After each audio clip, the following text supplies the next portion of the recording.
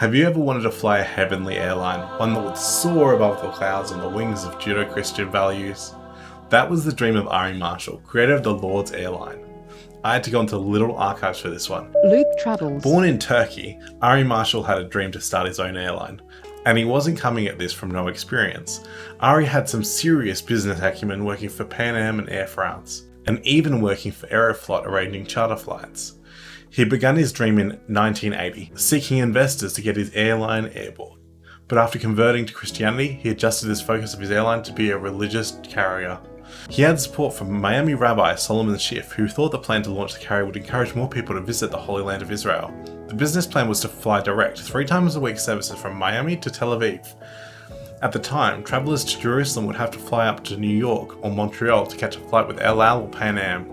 And to be honest, this would have worked. The Jesus movement of the 70s only really subsided in the late 80s. There would have been tens of thousands of potential passengers for his airline at the time, and investors agreed. So, backed with $3 million in private investment, he bought an old DC-8 from Air Canada and named it the Spirit of Jerusalem.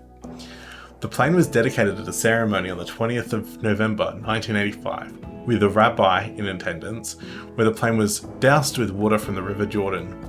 Forgetting that Jesus famously turned water into wine at a wedding in Galilee, the Lord's Airline was to be a completely dry airline, something we only see today on some Middle East carriers. Bibles would be handed out by flight attendants to the Christians aboard, and not to be forgotten, Torahs would be offered to Jewish passengers. Plus, 25% of profits would be handed to the local churches in the regions in which the airline operated. Passengers would be charged a flat rate of $1,000 per person to fly from Miami to Tel Aviv return.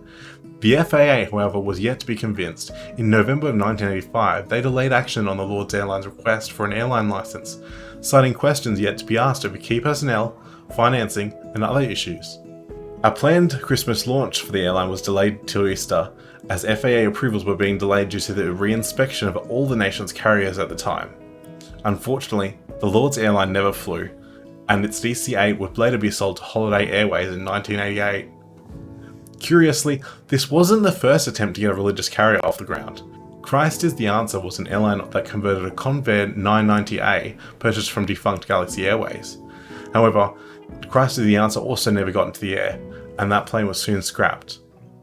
If you're travelling soon, check out this video here about 3 things you can get on your next plane trip. I'll see you next time.